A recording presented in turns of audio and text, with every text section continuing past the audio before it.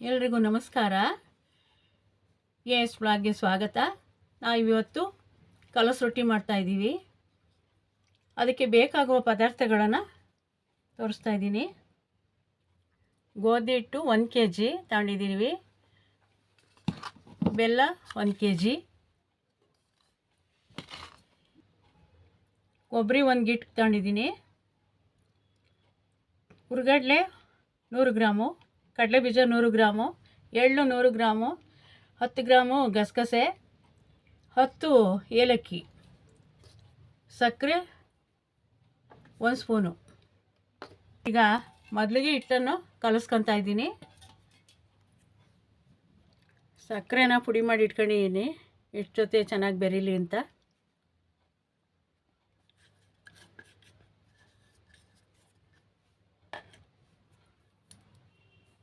ಈಗ ನೀರು ಹಾಕ್ಕೊಂಡು ಕಲಸ್ಕೊತೀನಿ.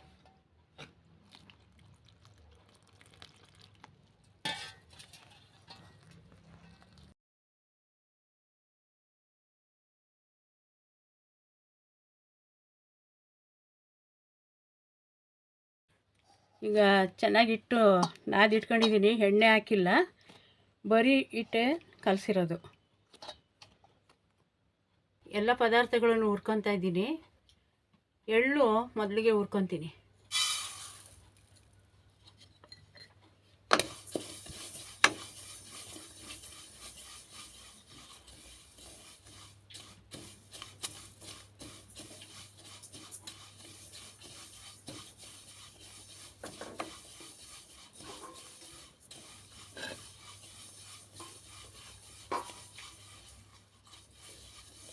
ಚೆನ್ನಾಗಿ ಗರಿಗರಿಯಾಗಿ ಹುರ್ಕೋಬೇಕು, ಚಟಪಟ ಅನ್ನಬೇಕು, ಅಲ್ಲಿವರೆಗೂ ಹುರ್ಕೋಬೇಕು. ನಿಧಾನ ಉರಿಲಿ ಹುರ್ಕೋಬೇಕು, ಇಲ್ಲಾಂದರೆ ಸೀದೋಗ್ಬಿಡುತ್ತೆ.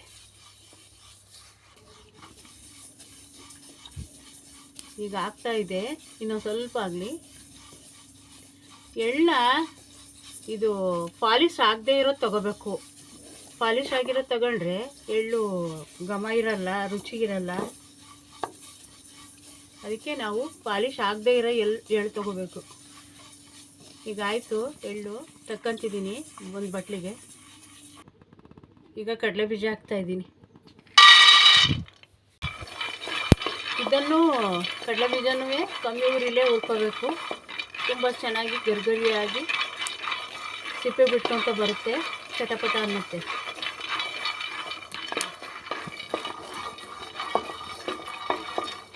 ಈಗ ಆಗ್ತಾ ಇದೆ, ಚಟಪಟ ಅಂತಿದೆ ನೋಡಿ. ಈಗ ಅದನ್ನು ಒಂದು ಮರಕ್ಕೆ ತಕ್ಕೊಂಡು ಗಸಗಸೆ ಹಾಕ್ತಿದ್ದೀನಿ. ಗಸಗಸೆನ ತುಂಬ ಹೊತ್ತು ಹುರ್ಕೊಳೋದು ಬೇಡ, ಸ್ವಲ್ಪ 1 ನಿಮಿಷ ಕಾದಿರೋ ಬಾಡ್ಲಿಗೆ ಹಾಕಿ ತಗೊಂಬಿಡೋದು. ಆಗಿದೆ. ಈಗ ಕೊಬ್ಬರಿ ಒಂದು ಸ್ವಲ್ಪ ಹುರ್ಕೋಬೇಕು, ತುಂಬ ಅಲ್ಲ, ಸುಮ್ಮನೆ ಬೆಚ್ಚಗೆ ಮಾಡ್ಕೋಬೇಕು. ಚೆನ್ನಾಗಿರುತ್ತೆ, ಇದನ್ನೆಲ್ಲ ಹುರಿದು ಮಾಡಿದ್ರೆ ಚೆನ್ನಾಗಿರುತ್ತೆ.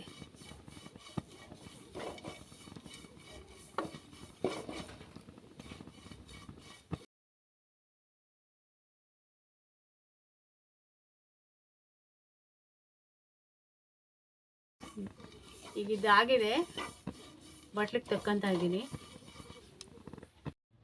ಪದಾರ್ಥಗಳನ್ನು ಕಡಲೆಬೀಜ, ಕಡಲೆ ಎಲ್ಲ ಹುರ್ಕೊಂಡಿದ್ದೀವಲ್ಲ, ಈಗ ಪುಡಿ ಮಾಡಿಟ್ಕೋಬೇಕು.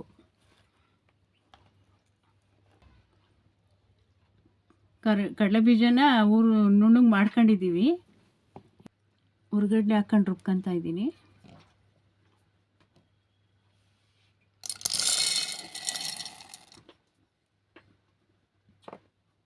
ಹುರ್ಗಡ್ಲೆ ನುಣ್ಣಗೆ ಮಾಡ್ಕೊಂಡಿದ್ದೀವಿ. ಈಗ ಕೊಬ್ಬರಿನೂ ಗಸಗಸೆ ಹಾಕ್ಕೊಂಡು ಪುಡಿ ಮಾಡ್ಕೊತೀನಿ.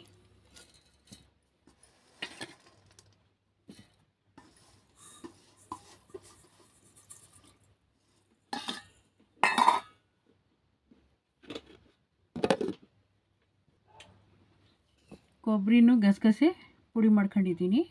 ಈಗ ಎಳ್ಳು ಹಾಕ್ಕೊಂಡು ಪುಡಿ ಮಾಡ್ತೀನಿ. ಈಗ ಎಳ್ಳು ಹಾಕ್ಕೊಂಡು ದಪ್ಪ ದಪ್ಪಗೆ ಪುಡಿ ಮಾಡ್ಕೊತೀನಿ.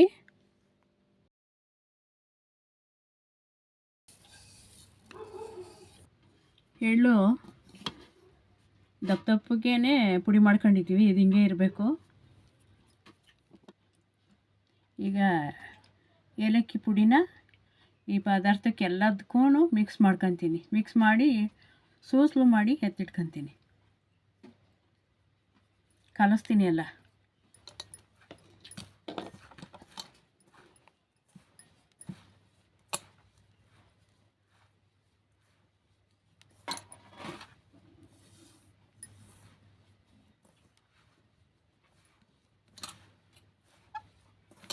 ಈಗ ಸೂಸಲು ಮಾಡ್ಕೊಂಡು ಇಟ್ಕೊಂಡಿದ್ದೀನಿ.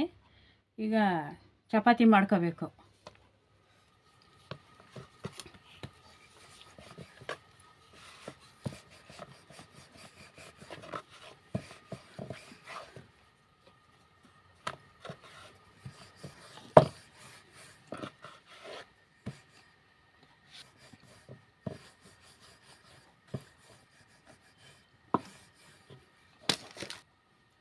ಇಷ್ಟು ದಪ್ಪಕ್ಕಿರಲಿ ಚಪಾತಿ.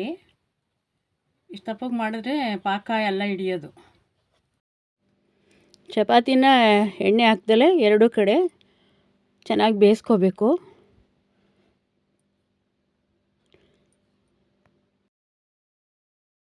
ಈಗ ಪಾಕಕ್ಕೆ ಇಟ್ಕೊಂಡಿದ್ದೀನಿ. 1 kg ಬೆಲ್ಲಕ್ಕೆ 1 ದೊಡ್ಡ ಲೋಟ ಪಾವು ಲೋಟದಲ್ಲಿ ನೀರು ಹಾಕ್ಕೊಂಡಿದ್ದೀನಿ. ಕರಗಿಸ್ಕೊತಾ ಇದ್ದೀನಿ. ಪಾಕ ಆಗೋ ತನಕ ನಾನು ಚಪಾತಿನ ಮುರಿದು ಹಾಕ್ಕೊತೀನಿ.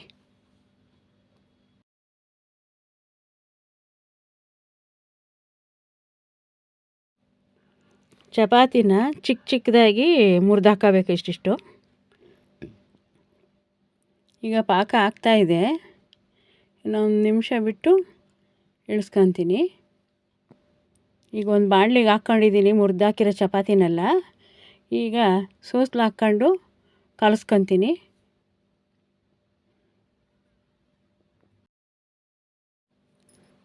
ನಾವು ಖಾರ ಹಬ್ಬ ಅಂತ ಮಾಡ್ತೀವಿ ನಮ್ಮ ಕಡೆ. ಖಾರ ಹಬ್ಬಕ್ಕೆ ಈ ಅಡುಗೆ ಮಾಡ್ತೀವಿ. ಆಮೇಲೆ ಇದು ಸಂಕ್ರಾಂತಿಲಿ ಮಾಡ್ತೀವಿ. ಏಕಾದಶಿ ಹಬ್ಬಕ್ಕೆ ಮಾಡ್ತೀವಿ. ನಮ್ಮ ಮನೇಲಿ ಇವತ್ತು ಏಕಾದಶಿ ಹಬ್ಬ, ಅದಕ್ಕೆ ಮಾಡ್ತಾಯಿದ್ದೀವಿ. ತುಂಬ ಎಲ್ಲರಿಗೂ ಇಷ್ಟವಾಗುತ್ತೆ. ಇಷ್ಟಪಟ್ಟು ಎಲ್ಲರೂ ತಿಂತಾರೆ. ನೀವು ಒಂದು ಸತಿ ಮಾಡಿ, ತುಂಬ ಚೆನ್ನಾಗಿರುತ್ತೆ. ನಿಮ್ಮ ಮನೇಲೂ ಎಲ್ಲರೂ ಇಷ್ಟಪಡ್ತಾರೆ. ಎಲ್ಲ ಮಿಕ್ಸ್ ಮಾಡ್ಕೊಂಡಿದ್ದೀನಿ. ಪಾಕನ ಸೋಸ್ಕೊಂಡು ಕಲಸ್ಕೊತೀನಿ ಕುರ್ಪಿಲಿ ನೀಟಾಗಿ.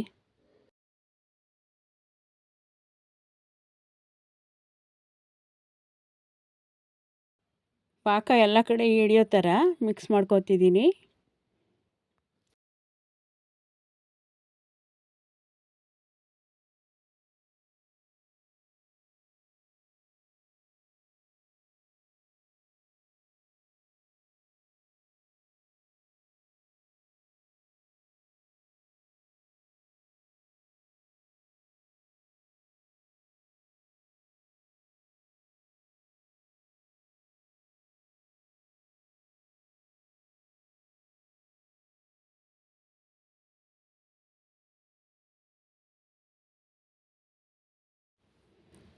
ಈಗೆಲ್ಲ ಚೆನ್ನಾಗಿ ಮಿಕ್ಸ್ ಮಾಡ್ಕೊಂಡಿದ್ದೀನಿ.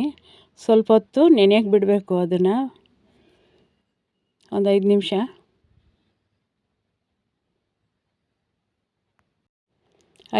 ಆಗಿದೆ. ಬೌಲ್ಗೆ ಸರ್ವ್ ಮಾಡ್ತಾಯಿದ್ದೀನಿ. ನೀವು ನಿಮ್ಮ ಮನೇಲಿ ಇದೇ ಥರ ಕಲಸ್ ರೊಟ್ಟಿ ಮಾಡಿ ರುಚಿ ನೋಡಿ ಹೇಗಾಗಿದೆ ಅಂತ ಕಮೆಂಟ್ ಮಾಡಿ. ನಮ್ಮ ಚಾನಲ್ನ ಸಬ್ಸ್ಕ್ರೈಬ್ ಮಾಡಿ, ನಮ್ಮ ವಿಡಿಯೋಗೆ ಲೈಕ್ ಮಾಡಿ, ಬೆಲ್ ಐಕನ್ನು ಕ್ಲಿಕ್ ಮಾಡಿ. ಧನ್ಯವಾದಗಳು.